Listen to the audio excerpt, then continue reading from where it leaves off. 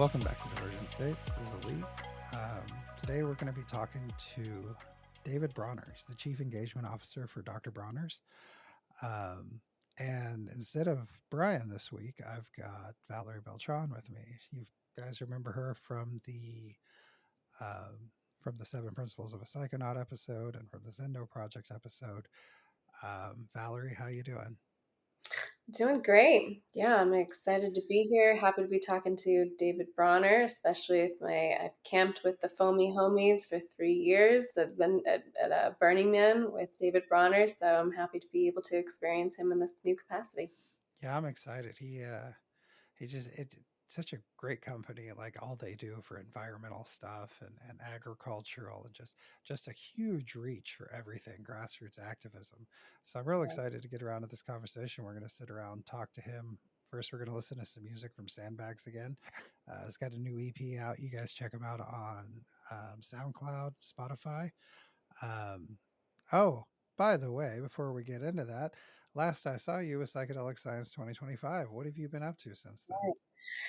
Since then, let's see. I am focusing full time on my private practice now. I'm a therapist. I work with psychedelics in my practice. I supervise at a ketamine clinic, teach with psychedelics today. And so I had been working with Zendo Project for the last couple of years.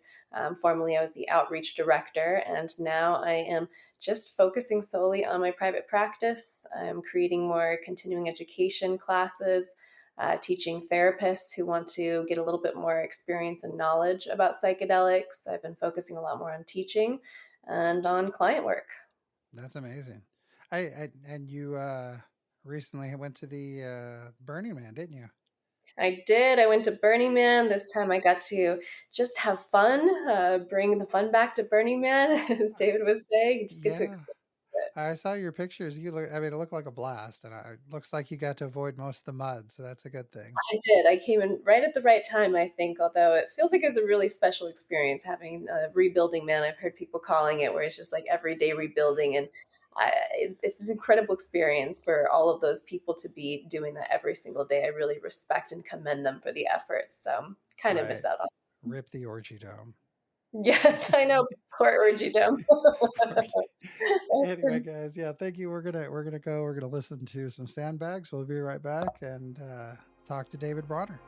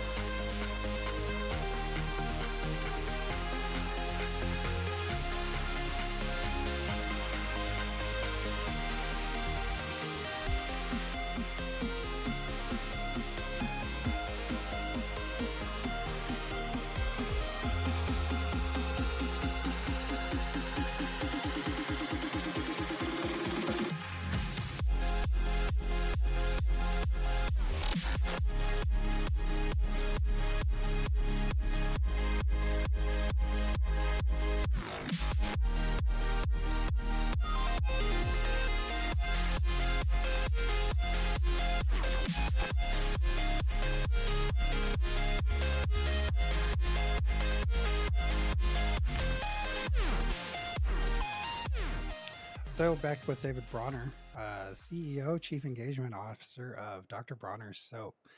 It's kind of a full circle for myself. I originally saw Dr. Bronner's at a rainbow gathering in the 90s. Mm. The they all the granola hippies out there, they didn't like soap too much. They looked down on soap, but Dr. Bronner's was one of the few. They were like, "Oh no, that one's totally cool. Don't worry about that." So we had the rainbow gatherings. They kind of have this informal setup where there's no real one leader. Just the community builds for each other, builds the infrastructure for each other. And, as we're out there at those gatherings, that's one of those things that we noticed is we were, I'd read the bottle back there in the 90s, and I'd see, all this stuff about like, radical inclusiveness. And then, and it was wild. We just, and it was like, well, this is what we're doing out here.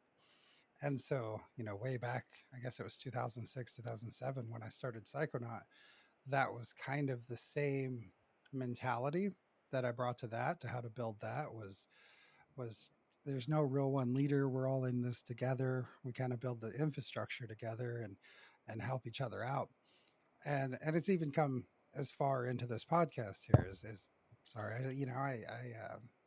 I see it kind of the same way as just building infrastructure to be able to help people out. And so it's kind of this basically been living those same values from Dr. Bronner's soap that I saw 30 years ago. I've been living them all along.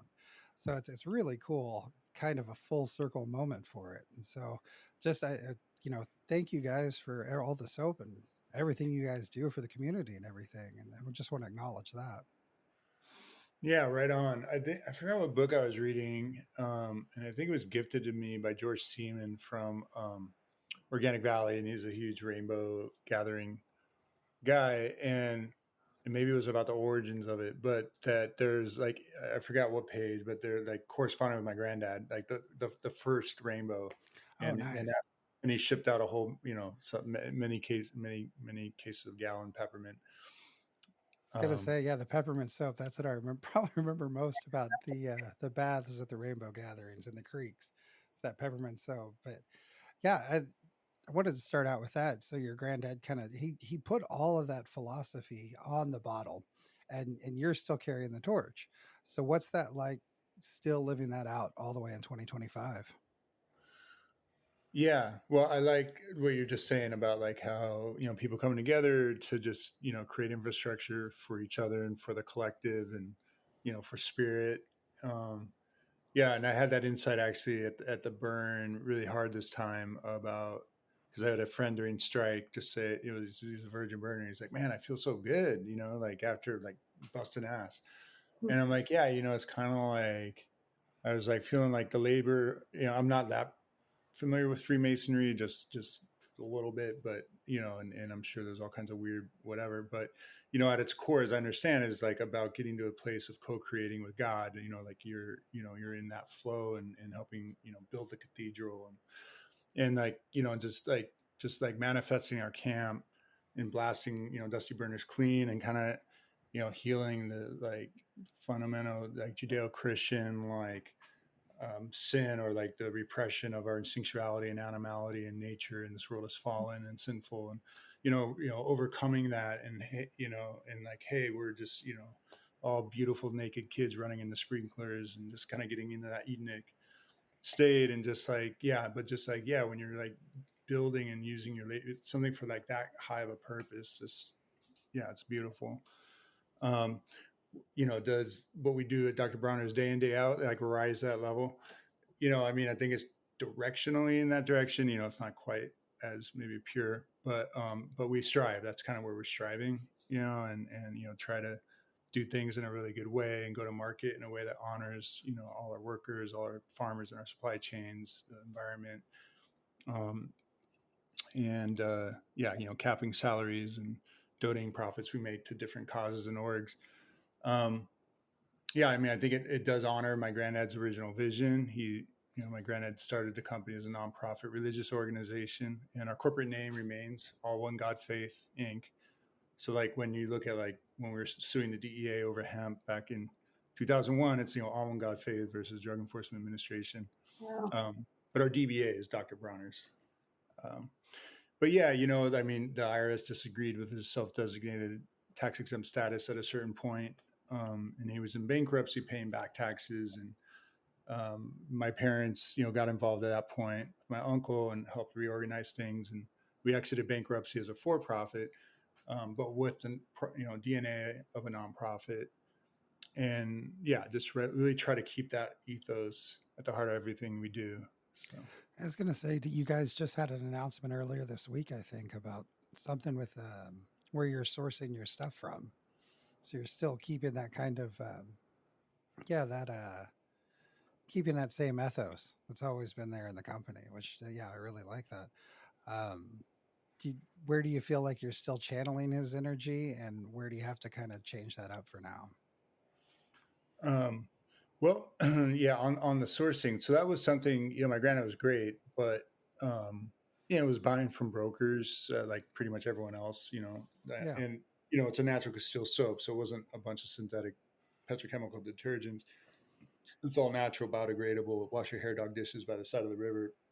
At a rainbow gathering, you don't have to worry about it.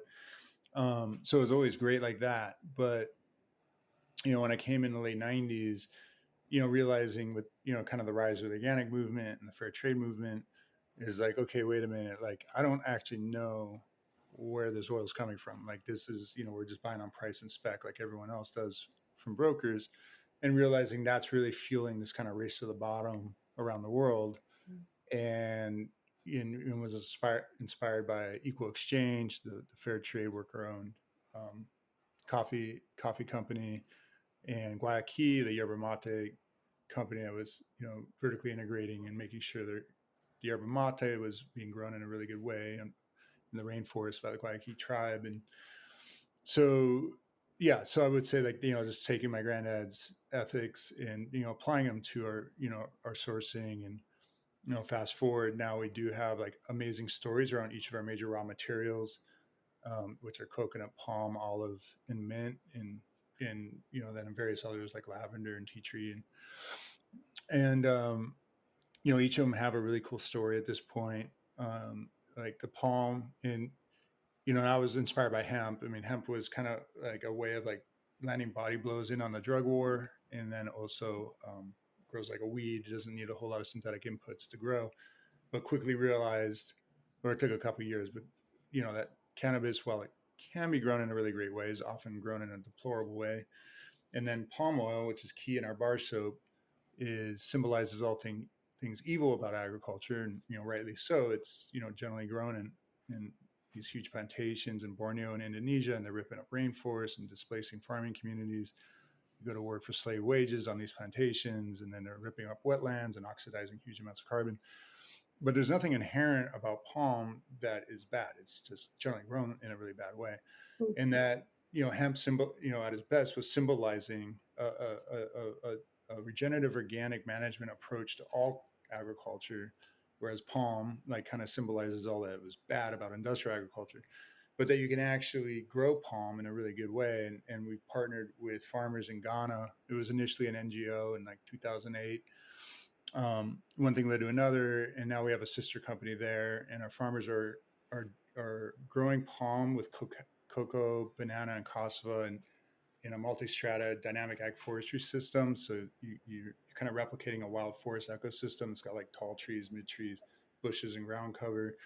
And when you do, farm crops that fill those niches in complementary ways, you're maximizing photosynthetic capture. You're minimizing weed and pest pressure, because the dense monocultures like really leads to like huge pest infestations. So when you're breaking that up, and so you're boosting yields, your massive amounts of biomass is going into the ground, incomes are boosted. So it's, yeah, so the sourcing, yeah, kind of applying this ethos, like, how do we farm, how do we produce our food, the fibers for our clothes, the materials for our soaps, and other things in a way that isn't driving us off the climate change cliff, and and then the sixth great extinction event. And so, and then our olive oil, I'll just share briefly, is coming from primarily Palestinian farmers in the West Bank, like 80+%. And then the balance from the Israeli side. And on the Israeli side, half from a Jewish family farm and half from a Palestinian Christian project. So we've got Muslim, Christian, Jewish olive oil in the soaps, kind of resonating in my granddad's ethos. And, obviously it's super gnarly right now. And I actually we just decided not to go visit our Palestinian farmers in for the olive harvest, just because of how gnarly it is, but are in deep solidarity there, and support peace activists on all sides. And Nice. yeah, Yeah, it's amazing that you're able to like follow these ethos from your granddad and the legacy and do it still with so much success for the business. And I feel like there's so many companies out there that I feel like they have to sacrifice so much to if they are still going to turn a profit, that they have to make these sacrifices and they can't follow these environmental principles that you seem to do so well. So, like, what would you say to other businesses? Like, how could they follow more in your footsteps, or what's keeping them from being able to be as successful as you are? We'll be right back. Welcome to Divergent States, the unofficial Our Psychonaut podcast, where we go beyond the surface of psychedelic culture, bringing you raw, unfiltered conversations with thinkers, artists, and the pioneers shaping this movement. Every episode cuts past the hype and taps into what's real, from underground voices to global names. It's all about psychedelics, consciousness, and the future we're building together. You can listen for free on Spotify, Apple Podcasts, YouTube, or wherever you get your podcasts. And if you want to step deeper into the movement, join our Patreon at patreon.com/Divergent States. That's where you'll find exclusive content, keep the culture independent and underground. Follow for free or join us on Patreon and be part of the Divergent States. Yeah, I mean, I think the problem a lot of mission-driven companies run into is financing. You know, that at a certain point in their growth trajectories, they need to bring in outside financing. Most of the time, you know, the available financing is from non-mission aligned partners, or you know, kind of, but not really. And that's usually when things kind of go sideways pretty quickly. Yeah. So yeah, it's all about, you know, you really just need to be careful who you take money from, because Yeah, that's a big problem. But we did just we're helping launch a project called Purpose Pledge. I think it's purposepledge.org. It might be purposepledge.com.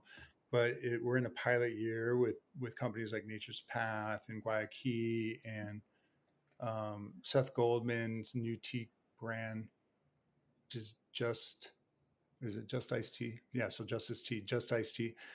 He did Honest Tea, but then Coke, you know, bought it and then ran it into the ground and discontinued it. So he's like, well, that was a terrible experience.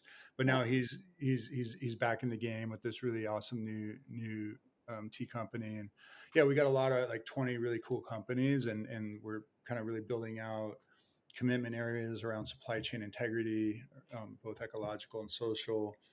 Carbon neutrality, living wages. You know, what does that mean? You know, working with NGO partners who are like working in the U.S. as well as globally to really define what does that mean. And yeah, and then the hope is that we really get this into, you know, really ground truth it, refine it, and then early next year we launch, and other companies can come in and join. And crucially, we're hoping to get a substantial fund alongside it that would provide patient capital to these companies that want to do things right, nice. but are having problems getting the right kind of partners to be able to like honor the mission and ethos that they want to have, but often gets compromised when you start, you know, bringing on the wrong partners.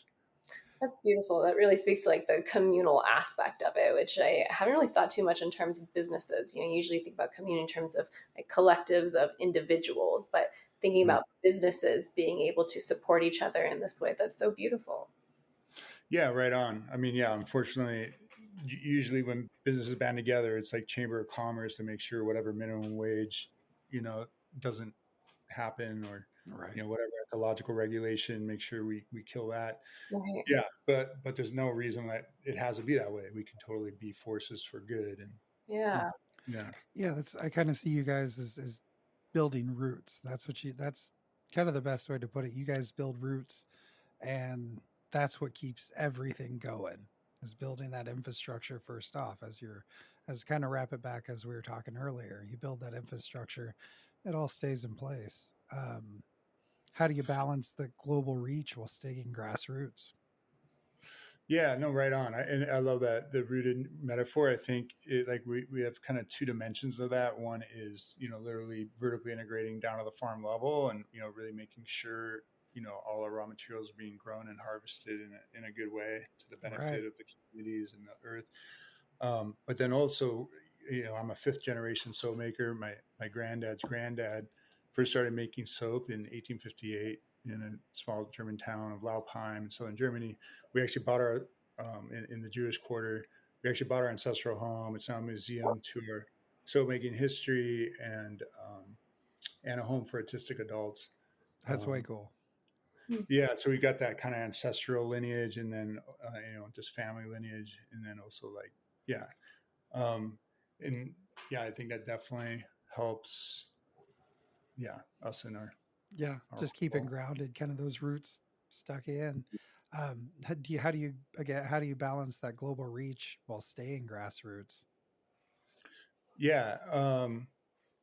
Well, I mean, I think it helps. I mean, there's a couple ways. I think, one that, none of us are like personally motivated by profit per se, except insofar as we want to support the causes and orgs that we care about.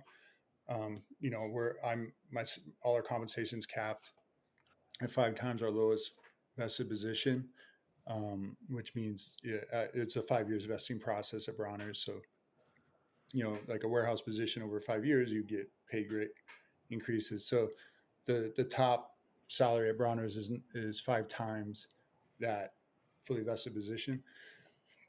And so I think there's not, um, how do you say, the incentive to just chase profit for profit's sake. And, we can, more easily balance other interests. Um, and then, yeah, we're like almost 400 people now. So it's definitely a different company than, 15 people when I joined in 98. But yeah, now we got, 2 shifts, got a third shift even. We got, 3 buildings, things get bigger, and, the challenge of keeping the culture is real. But, we have a whole team, our engagement team. Actually, our Magic Foam Experience team is, the Foamy Homies. They do, do a lot, when they're not at Burning Man, we're, kind of rocking internally and just kind of keeping vibes high. Mm-hmm. Um, but the community, where, I mean, a lot of our philanthropy, I mean, a lot, to your first question, honoring my granddad, definitely supporting this, responsible integration of psychedelic medicines, I feel is most resonant to his all one mission. The Holocaust being the dark inspiration of his, passion to unite the human race across faith and ethnic divides. And I think, while there's plenty of counterexamples, on average, hopefully this, integration of medicine is going to help global citizenry become more empathic, less judgmental, more, able to deal with our challenges. Um, and that's obviously a major cause area, but also just like, house of services around town, like youth programs, a lot of things here, just around town, just kind of making sure we're very connected with what's going on here locally. And yeah. Kind of bring it. Excuse me. You brought up psychedelics, and you're kind of moving on to that. Your company could have stayed just in the soap world, but you guys went all in on maps, decriminalization, like everything. And most would say that's not a safe corporate move. Why risk it? Well, I saw that the profit potential was no, I'm joking. That wasn't what was motivating. But actually um, like I didn't understand my granddad growing up, and and he wasn't the best father. Yeah, he my dad's mom, my granddad's wife, first wife, died when my dad was very young, and then my granddad was interned in a mental health asylum in the kind of the post World War II Red Scare, McCarthy hysteria. Mm-hmm. Um, and I think maybe he feared his kids could be taken from him at any time, but he escaped and came out west and set up shop in L.A. And my dad and uncle and aunt were raised in a series of foster homes, and my granddad financially supported and visited, but was pretty absent. Um, and yeah, I kind of forgot where I was going with this, um, but So I was yeah. asking why risk. The Oh psychedelics yeah, seem yeah, kind yeah. of a risky. Yeah. Oh, okay, yeah. So, so I was raised in a Reaganite household. My mom and dad are amazing. My dad, like, he went to the Navy when he was 17, became chief petty officer, highest enlisted rank, and then went to work for my granddad in LA. But it was a difficult relationship. My granddad moved down to San Diego in North County, Escondido, and my dad stayed up there to make the soap at a local chemical specialty manufacturer, and then became head of operations there and developed like firefighting foam and for structuring forest fires, and then a version for Hollywood as a fake snow. And and so Burning Man is like my granddad's soap through my dad's firefighting technology, that's like this ancestral deal. But but my granddad, I didn't, when I saw him, like, it was so important for him that I understood the all one mission, and it's like, we are all one or none, we must unite this spaceship Earth, and it was making no sense. I was like, oh, okay, grandpa, but, Right. That's just grandpa. yeah, but it wasn't until, college, I had some important psychedelic experiences, but it was like right after I was in Amsterdam in 95 in a gay trans club on LSD and MDMA and going through a lot. And was at a crisis point in my then relationship to my girlfriend, who's become my wife and mother of my kid. And we split 8 years ago, but amazing woman. And in the medicine space, first kind of working through all kinds of, false constructs of gender and what does it mean to be a human? And, like, I'm incarnate soul, I'm not gay, I'm not straight, I'm not man or not woman, I'm here to get down and, busting through all to that, and then, but then in the medicine space, seeing my girlfriend had, gone traveling in Asia for like 9 months shortly after we'd gotten together. And I saw like just clearly how much I had cut her down out of like kind of insecure, petty jealousy. And when she returned, and I just saw like death by 1,000 cuts, like what I was in, and in her light and her eros and her compassion were just so beautiful in vision, and I was like, dude, better you die than be in her way. Wow. And died. And, as I fell away from, I could see this demonic horde assaulting her light. And then her light exploded and embraced me in the infinite love and infinite light. And, and realizing that she was carrying my own soul and vision, that what I was doing to her, I was doing to my own soul. Wow. Yeah. And so then, in that space, like heart chakra blowing open, in the light, and then, and then I'm like, well, holy shit. So God, you're real. But wait a minute, like, how does this love go together with all the rape and murder and all this shit happening like right now on the earth? And I was microscoped to nothing. And like just the divine self of all, of which I was some infinitesimal part, but divine self, like living and dying and crucifying and suffering all of it. There was no God over there. It's like, it's all divine self. And it's all this huge mystery and just, and, but then I saw Jesus stepping in, and I'd rejected my Christian faith. I said I was Wow. raised Protestant, but I also said the Shema in Hebrew and English, like, growing up.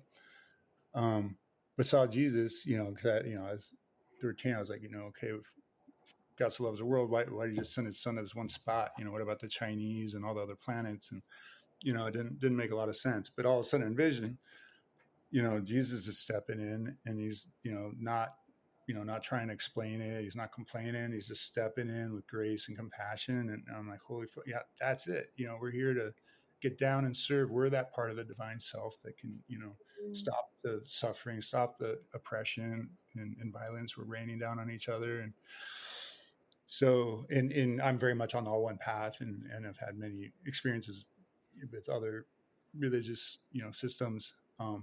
But, in some ways a mystical Christian at heart. But yeah, so that experience was like, so big. And, initially I still wasn't going to join Bronner's. I was going to grow cannabis and become an activist and, end the drug war and integrate our medicines as fast as possible. Right. Yeah. Yeah. I think that a lot of us, when we're real young like that, we're like, yeah, I'm just going to grow weed. That's totally what we can do forever. It's the best thing ever. Yeah. I did it. Well, and fix the drug war and solve all the problems and integrate all the things. Like, yeah, part of me wishes you had done that instead of gone into Dr. Bronner's. Like, that would have been great for you. Just like solved all those things. Well, now you can do both, right? Yeah. There you go. well, exactly. That is, so yeah, so the weed thing didn't work out after like 3 months, three really important months, just in the squat scene in Amsterdam. But, and then I was a mental health counselor in the Watertown, Waltham area outside McLean's, outside Boston. what we're primarily with paranoid schizophrenic populations, Wow. um, and that was amazing. But doing a lot of journaling and writing, and read a book. Well, read Jack Hare's Emperor Wears No Clothes, and then also Natural Capitalism by a guy named Paul Hawken, which was about how business can be a force of progressive social and environmental change. And just became more appreciative of the family company and like the opportunity that I had, and the way my granddad had run it, and my then my parents, that just as an activist engine, um, to make the world better in different ways. But one of the first things we did, and then I was able to let my granddad know, shortly before he died, I was going to dedicate my life to his passion. And he died on March 7, 97, the same day Maya, my kid, Merlin now, was born. Oh, wow. So it was this is like big moment, kind of high five in and out. Wow. And then my dad was diagnosed stage 4 lung cancer like a month later. So I had like an incredible year with my dad, like learning the ropes around business and just life. And then he died in June of 98, marrying my sister to my brother-in-law, Michael Milom, who's our COO now. And my brother, Mike Bronner, is our president. My mom is CFO, Trudy Bronner. Just having to grow up and quick. But one of the first activist things we did is put hemp seed oil into the soaps. Hemp seed, I mean, the omega-3 and omega-6 makes the lather really emollient. But it was, primarily a way of engaging on the drug war. It was like, okay, well, how do I fulfill this fundamental like fucking commitment? So hemp was at this nexus of a non-drug agricultural crop being Schedule 1. It's just the most ridiculous example of this out of control drug war. And then also as a sustainable agricultural crop, and that kind of was the initial like activist platform that then we did the regenerative organic on the one hand, and then on the other, work on hemp, and then medical cannabis, just the post 215 and all the big fights we had to fight here, and then eventually engaging with the adult recreational campaigns. And I met Rick Doblin in 2005 at burning my first burn. Went over and said, because right at that point they were suing to break the El Soli monopoly, that the only marijuana for studies was this crappy ass weed from the University of Mississippi that Wasn't professor. that it was that G13? I think was the strain. They said. Sorry. Yeah, I don't know, but it was crap, right? It was like Yeah. It was shit. cheese and everything. It was just like the worst weed. Right. What would you say would be the biggest landmine you guys have had to dodge with psychedelic advocacy? Well, anyways, when I went over to MAPS camp, but Sorry. Yeah. good question. Go ahead. We'll finish that up in a minute. Sorry, I No, totally interrupted you and then didn't finish your story. So you met Rick. yeah, and no worries. Keep me on track. But yeah. So but to the point of the question was, at that point he was, working on breaking that monopoly. We were suing the DEA over hemp, and and I told him like, hey Rick, that like this is getting body blows in on the drug war, but the end game here is LSD, and someday I'm going to help you. And I learned about Sanctuary, which was the Zendo of the time, in center camp, and got got some LSD liquid vial from somewhere, and just had this rad first meeting with Rick, and then that night, me and my campmates rolled out, and we were all dosed in, except one of my friends had taken a mushroom chocolate, and she was really ill, and like within half an hour, like passing out, and like it turned out she has this antibiotics that were contraindicating with it. But I was like, oh my gosh, well, I just heard about Sanctuary. We got to get her to Sanctuary. So she was like dead weight, and we had to drag her like, a half mile to center camp, blazing on L.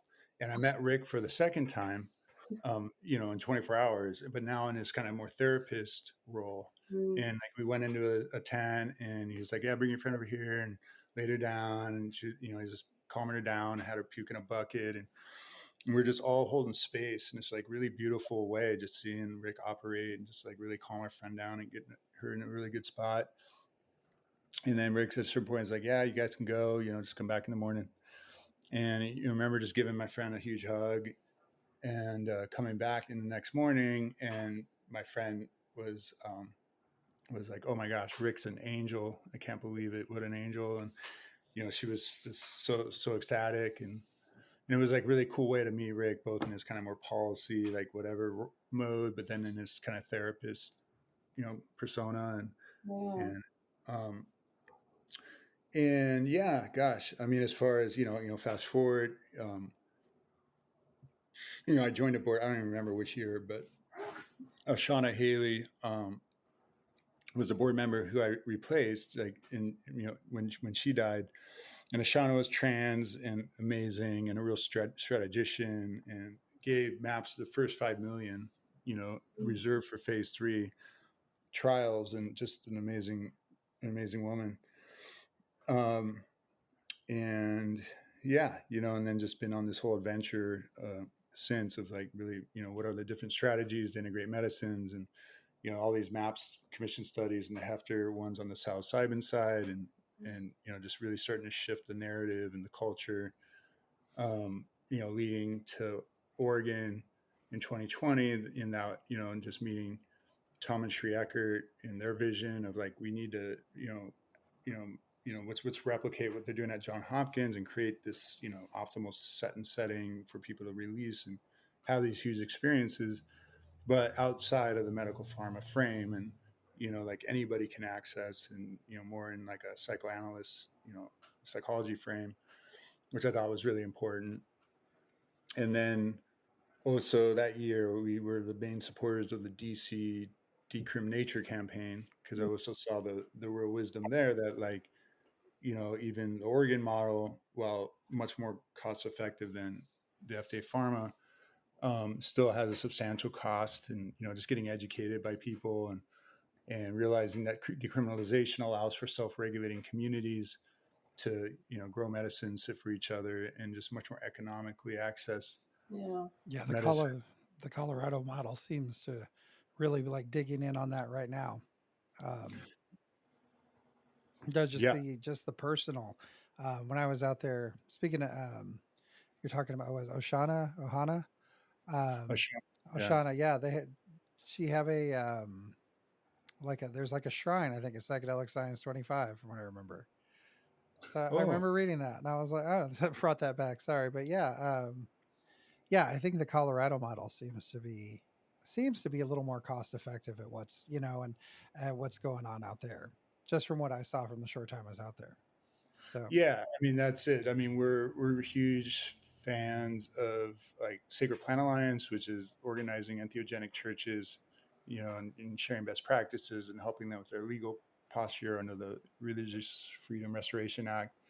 And I feel like that's like an all 50 state play, and we're seeing churches in Utah, of all places, really flourish. And yeah, I think like how to, yeah, integrating medicines into our spiritual communities, the way the indigenous hold the medicine, I think is the future. And a lot of AA circles are already at your local church. And Bill Wilson was a huge fan of LSD for helping with getting a handle on things. And now, mhm. Yeah, he talked about how it really helped induce that spiritual kind of awe, which puts you in the right kind of mindset to kind of receive lessons, which I thought was a great idea. Um, yeah, it's awesome. I love how the company would do. Is there any have you had any pitfalls or anything you've had to look out for while advocating for psychedelic medicine? um, yeah, I mean, I guess, yeah, I mean, we didn't need to navigate a wrongful death lawsuit that was bogus. It was just, we had nothing to do with the situation, but a good friend had got a ketamine massage from a kind of underground provider in the area here. And, we were sued for like creating a culture where people would feel free to access that. And we don't know what happened exactly, but it was a fatal thing. And then, it's just like, yeah, and concerned that maybe he mixed up the medicine, like he was, who knows what happened. We're not sure, but just because our advocacy, like we got, That seems to be the thing with more exposure comes the more risk of stuff like that, the frivolous kind of stuff coming in. So yeah, that I could see how that that could be huge pitfall. Just being, like I said, the same place, same time. People mm, just associate it. So all right. So you're not just psychedelics and soap. You're deep in the climate, fair trade, regenerative agriculture. You've got your hands in every cause really that matters out there. Kind of what we've been talking about here for a little bit. How do you guys go about picking your battles? yeah. I mean, again, I think our philosophy as a family is like, whatever family members passionate about whatever cause, we'll support that, but it can't be abstract. You got to like actually care and kind of be involved. And personally, that's, for me, that's psychedelic, integration of psychedelic medicines and ending the drug war in a good way. Which we were also big supporters of 110 in Oregon in 2020. And, there was a real lesson, I think, for all of us that, like, broad-based decriminalization needs to go hand in hand with social wraparound social services, housing. We need to have housing. We need, there's a lot of things we need to do at the same time to, do this in a good way. Cause obviously we had a huge backlash. Um, it was just unfortunate timing. The fentanyl crisis arrived like basically 6 months after 110 passed. And, of course 110 got blamed, but, yeah, I'm huge, obviously, fan and passionate about psychedelic medicine. So that's a big reason why we picked that as a core issue area. And I think it resonates most with my granddad's vision of like, how do we actually go about creating, an all one unity, experience here on the globe. And, I know there's other, fasting and meditation and, totally respect all the paths, and think they're all complementary. But psychedelics, people say, oh, that's a shortcut, you're cheating or whatever, but it's like a shortcut, like a fucking near-death experience is a shortcut. It's like a Right. fucking traumatic, grueling, Like like, driving off a cliff is a shortcut. yeah, Yeah, yeah, I love exactly. actually. Like, I'd love to double click on that actually, and something that you said a little bit ago about how decriminalization is actually like a better path for like more integration to like communal sacred practices and for better accessibility versus legalization. Like, do you have more that you want to say about that, or like for people who are just getting involved in psychedelics or want to like be involved in some kind of way? Like, what advice do you have, or what can you paint for like the future of that? Yeah. Yeah, I do think the approaches are complementary. Like I'm very much in favor of regulated access, especially for the psychedelically naive population, like our parents. They're going to want to see that kind of well-regulated access point to avail themselves of this kind of psychedelic healing. But that does come with a cost. And this whole idea that, like, you take psilocybin once and you're going to be cured of your depression forever. I mean, it doesn't work like that. It's like a lifelong relationship. Ideally you're doing this once a year or once a quarter, whatever your rhythm is. But then having to pay regulated access rates each and every time, that doesn't make sense. So ideally, like, once you're comfortable with the medicine, you have a really profound healing experience, then you can feel comfortable plugging into a self-regulating community in the within the decriminalized part of the equation. So yeah, I think there's a real, and then and some people aren't ready to sit in community and need to kind of do some one-on-one work and to kind of work out their stuff to um, be in that kind of container. So yeah, I think all of it is great. I think people get really passionate about one or the other, but we think both are necessary. Um, and I'll just say the other big cause area that I'm personally really passionate about is regenerative organic agriculture. Mm-hmm. Interestingly, I met Michael Pollan in the context of our like GMO labeling activism. We were one of the main entities supporting the GMO labeling efforts in California and Oregon, and going up against the machine and breaking through in Vermont. But and the wheels started coming off the glyphosate machine. But ultimately we realized, like, even if we win and everyone says, okay, I don't want any more GMOs in my food, conventional agriculture is still a disaster. And so then we focus on, well, what's the solution? And then the regenerative organic is taking organic as a baseline and then putting in place next level soil health, animal welfare, like pasture-based criteria, and fair labor into a single consumer-facing standard. So we partner with Patagonia and Rodale, which is like the godfather of the organic movement in the States, and Fair World Project and compassionate farming. And and it's like so that's my other like big, I'm on the board of that, really passionate about that cause area. And interestingly, I met Michael in the context of both, and he kind of shares that passion. He wrote Omnivore's Dilemma, and just all about dietary and agriculture and just the disaster of industrial agriculture, and like what kind of farming should we support. And then he came over, and I met him in that context. And then I met him actually John Gilmore's house at a MAPS board meeting when he was writing the How to Change Your Mind in that context. So anyway, so there might be something, there obviously is something about medicine connecting you to the global rhythms and, the collective consumption pattern is like, okay, it's like, how do we regulate ourselves collectively on this planet, through dietary choice and farming practice, which are such key drivers of a lot of what's going wrong. Which I'm really curious about that too, to get your perspective on this, because I feel like there are so many people, and like I'm a therapist, I work with psychedelics as part of my practice, and so I see tons of people who will have these unitive state experiences on a psychedelic where they feel connected to nature, they understand they're connected to everything, it's all a cycle, and they have this reverence and respect for nature that they maybe didn't have prior. But then it's hard for them to translate that into action, into sustainability, into activism. What would you say are like the best ways for people to do that, or how is it so effortless for you, or like how can people better integrate their psychedelic state experiences to lead to more action?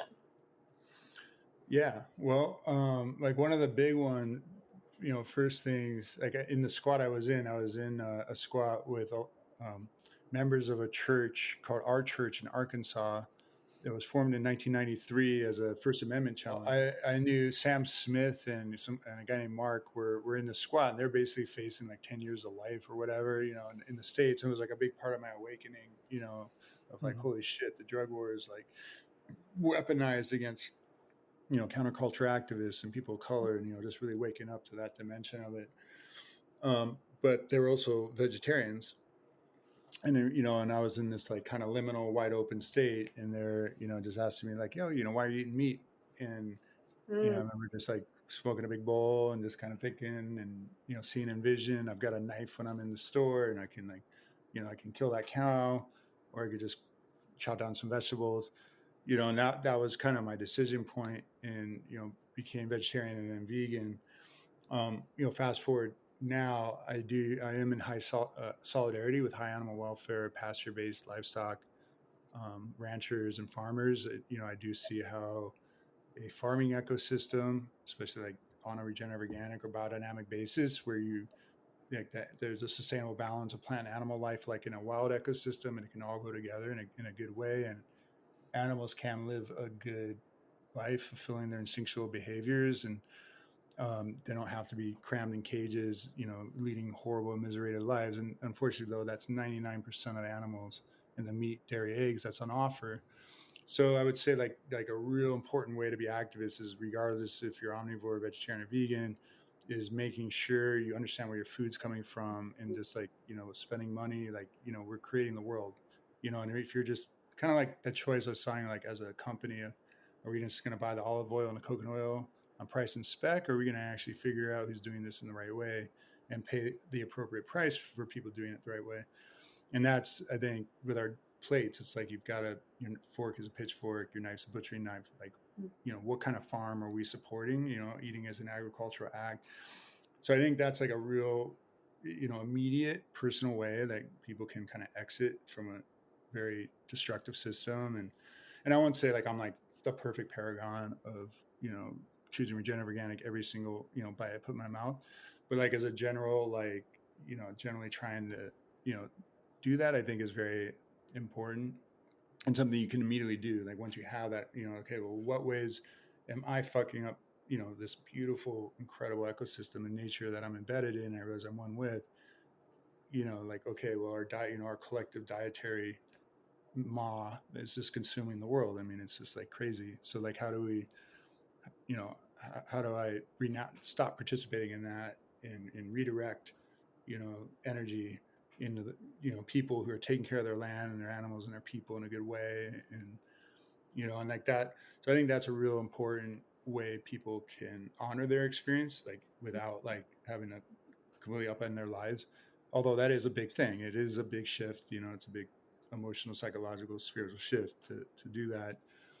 I remember going into first health food stores, and even though I was I was Dr. Bronner's grandkid. I mean, I was just kind of raised not in that vibe. So it's definitely a kind of a thing to do.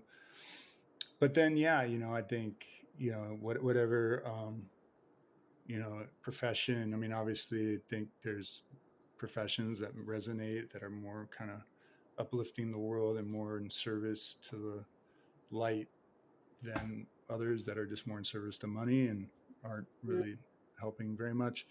So I think that that's and that's a longer that obviously there's a lot that goes into that kind of decision, and especially when there's families on the line and whatever level of income you're used to. But I think that's also important way to honor these experiences, and that like we know, like, don't make any huge decision within 3 weeks or whatever, like it'll be Right. Well, and especially like what you're saying with even it's like not needing to be like a perfect paragon of perfection or like doing everything like 100%. Like people don't have to go full vegan, especially not right away. But even just reducing consumption by 25%, 10%, even just being a little bit more conscious of our choices, reducing even consumerism. Like I'll talk a lot with my clients about just reducing some of their waste, just thinking a little bit more about how they are using, even if it's as simple as instead of buying the thing from Amazon and doing same day delivery, just waiting for that like Amazon day and not like just having the most convenient or the most resources that are being used, just being more conscious of all of those resources, making little changes more gradually. Yeah, right on. And that and if you are choosing to eat meat, like we're the grass fed, Yeah. for that organic grass fed Well, option, just like where's the welfare of the animal in general, that goes together with the welfare of the land, right. like that. But yeah, exactly. And don't let that perfect be the enemy of the good. Because Exactly. and I had a whole thing about like when the first Prius came on the market, it was like I was finally able to get a Cobra, the high end Mustang. I was like, my dream fucking car. And then just as I was able to get it, the fucking Prius came on the market, and I'm like, God damn it. And I, and then I'm like in this whole dilemma of like, oh man, like, I mean, it's like such a, the initial model was kind of crappy and like blew all over the road. And I'm like, oh, but it's important to be an early adopter and just help like, Mhm. this thing, but I'm like, and I remember having a dream, and it was like, I was like, on the side of a hill, and like this voice kind of on the radio was like, God says humanity should live in the sides of hills, and I was like, oh yeah, like that's totally ecological and insulated. That makes a lot of sense. Mhm. And then there was like, then there was like an advertisement for some like huge tract mansion home development, and I was like, oh well, that's not what we're supposed to do, but I'll go check it out. So then in dream, I'm like, customizing out this whole like mansion, just like, oh, whatever, countertops and all this stuff. And then there's like this big clock tower at the top of the hill, and then the radios like starts talking about, and then I'm present at the set of Jeffrey Dahmer, and this is like 20 years ago. Before I haven't seen the show. I think they made a show about his life, but anyways, 20 years ago it was like, and he'd already been killed. But in the dream, it was this kind of documentary about Jeffrey Dahmer, but Jeffrey Dahmer is playing himself, but all the rest of his family at the dinner table, which was all of a sudden I'm at, were actors. And his father, like, he says, oh yeah, pass the mashed potatoes. And he's like reaching for the mashed potatoes. And then Jeffrey Dahmer goes, ah, and like Wow. bites his actor father's arm, And I wake up like, all freaked out. I'm like, oh my gosh, like, I'm like a cannibal if I get the cobra. Like, he fucking bit like a cobra. I can't like fucking get a cobra, So I initially, was like going on that, but then I'm like, well, wait a minute. The serpent in the Gnostic read of Genesis is actually the, like Jehovah's kind of the, fascist, kind of super ego, like, pleasure denying, like The nature denying. demiurge. Yeah, the demiurge, right? In the Gnostic read, and that actually the serpent actually initiates the world of salvation, and Kundalini and everything. And Yeah, kind of how Judas was doing Jesus a favor by betraying him so he could save the world in that sense. Mm. Yeah, these interesting counter reads, and like Herman Hesse and Damien and so then I'm like, man, my biblical fascist pleasure denying, warping shit that I've been spending so much time fucking getting out from under is now translating in this new eco-fascist kind of shit, doing the same thing. Since my super ego is like, okay, it's not Jehovah anymore, now it's going to be motherfucking ecological whatever. It's like, I want to drive my Cobra and fucking let my hair go free. So, but then I was like, okay, I just got to make a decision. So ultimately I got the Prius. Wow, Prius. I was like, well, you can't drive faster pretty much anyway, it's like, what am I going to do? Legally, right? No, but then the next car was an Audi S4. Nice. That's the balance. Yeah. And now it's a Tesla with, we got a bumper sticker that's, pre-Madness edition, but that kind of puts it all together. And it's got Kundalini dragon, rainbow dragons on the outside. Nice. Oh, yeah. Nice.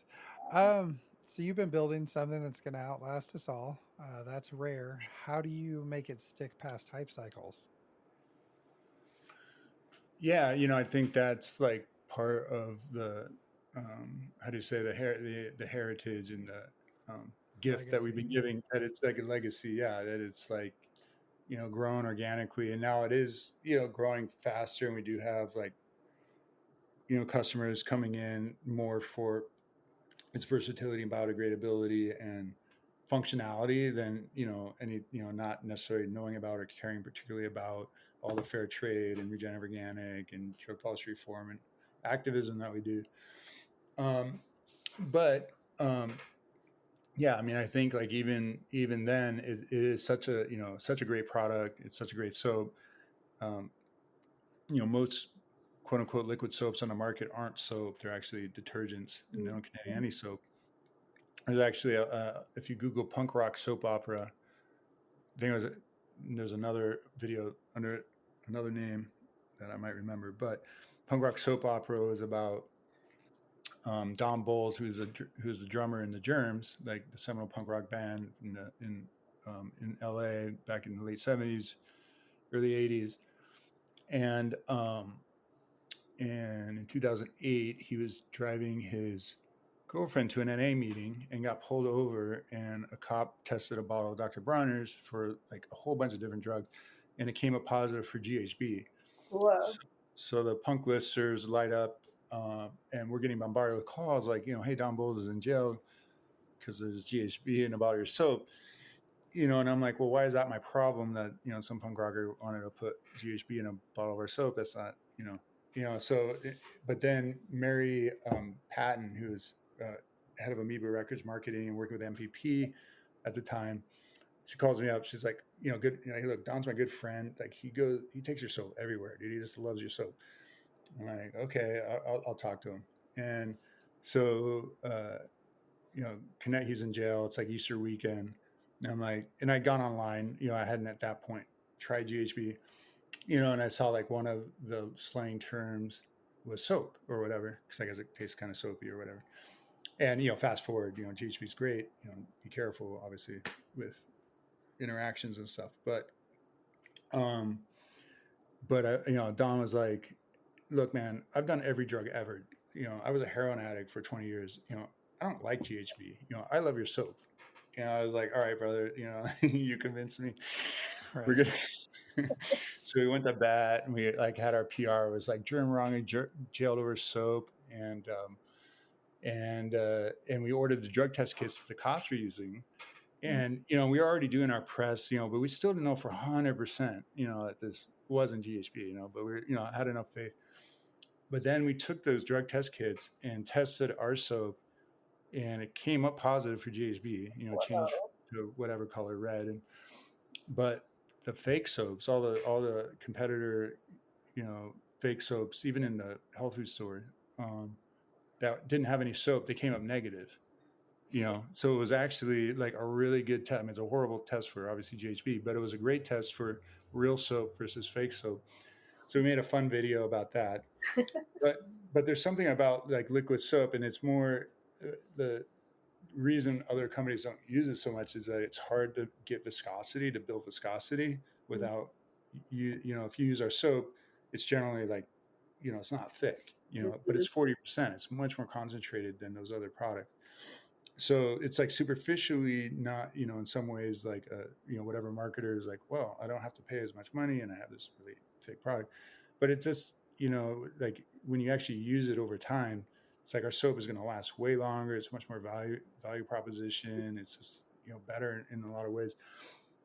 And then my granddad, even if you're not like super down with everything he's talking about or necessarily understand what he's saying, it's just got a unique vibe. Like, it's got this old apothecary vibes and, a message of peace and love. And so yeah, I think we just kind of have like, something, magical and compelling that attracts people. There's maybe a barrier to trying it in the first place, but then once you're in kind of thing.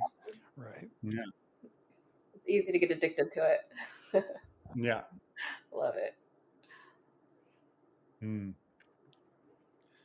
All right. I think we're about running out of time. So I got like one more question. So if all of Dr. Bronner's work, psychedelics, justice, and environment all lands the way you guys are hoping and everything in the next decade, say, what does that world look like? Well, I mean, if we're talking about what, the hope for dream, heaven on earth, like, all of us like are, yeah, it's not going to happen in 10 years. I mean, it's like, these are generational. I mean, I was in an Ibogaine vision, and I was I was at the Wedge. So kind of my childhood surf break, or it's actually more of a bodyboard, skimboard, like huge wave that jacks up by this jetty.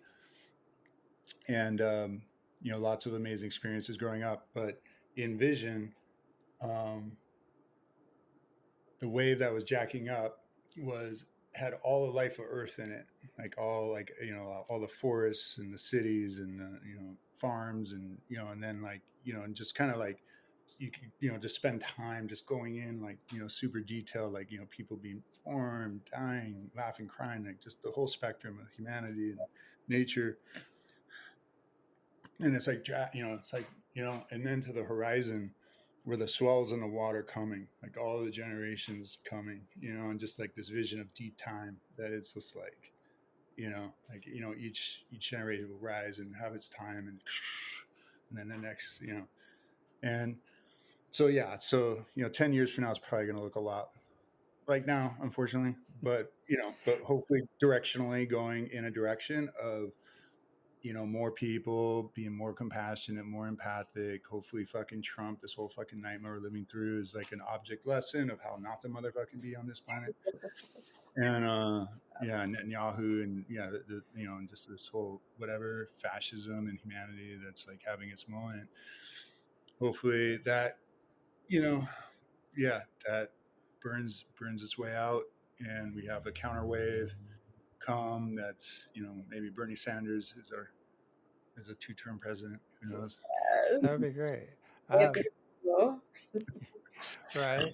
Yeah. It kind of reminds me, what did the Brotherhood of Eternal Love used to say? They Mhm. used to say something about finding Jesus in the curl. Oh yeah, man. Yeah, so that kind of your whole wave metaphor. It kind of brings it back to what you were talking about earlier with the Gnostic, finding Jesus in that curl. The whole generations, the whole just keep coming, splashing back up. Mm. I like that. Well, you brought up the Brotherhood.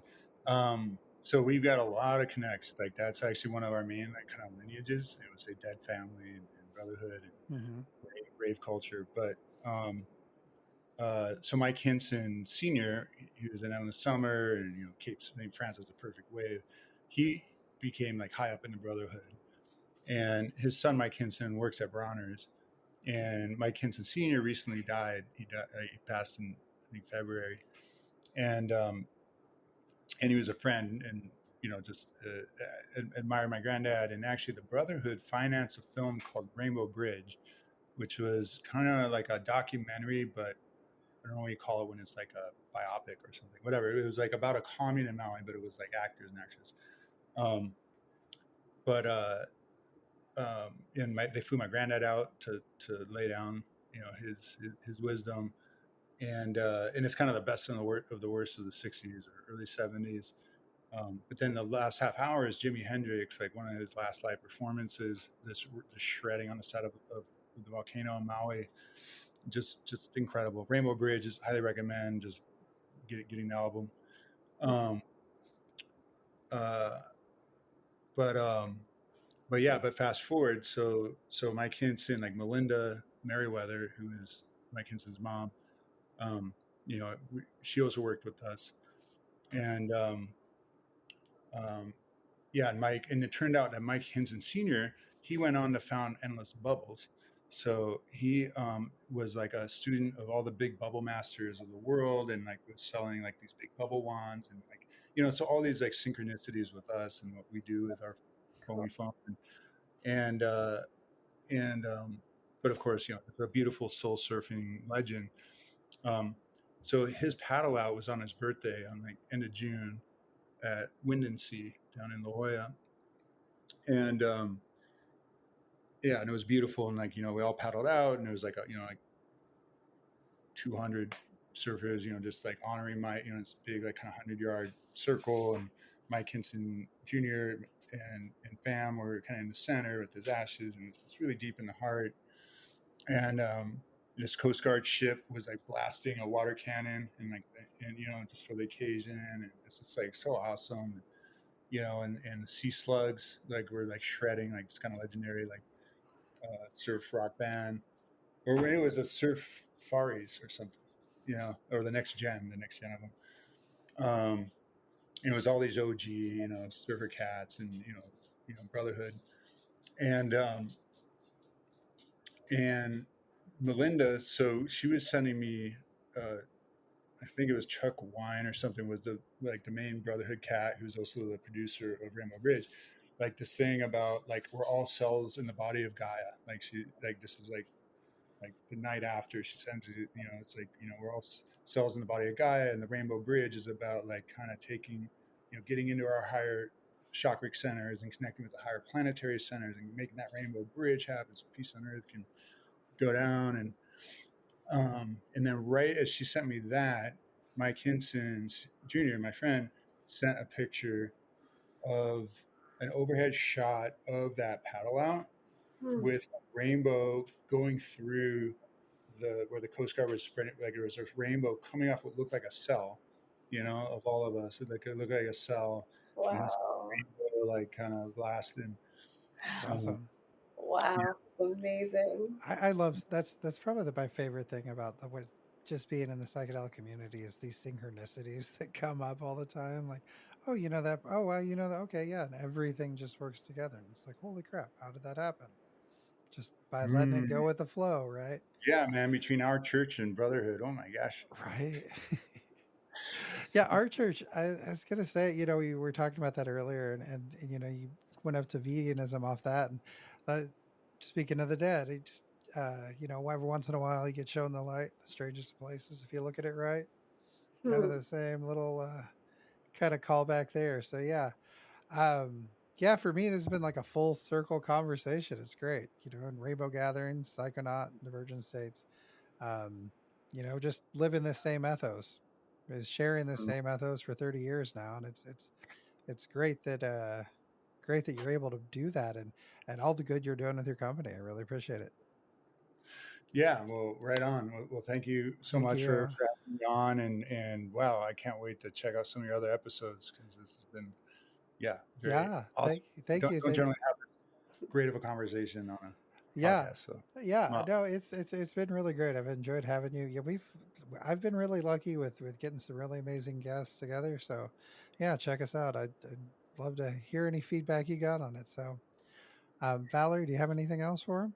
No, I just wanted to say thanks again. Always fun hanging with you, David. Always good to chat with you. Nice to get a little deeper in this and hear some of your wisdom. And just thanks for everything that you do.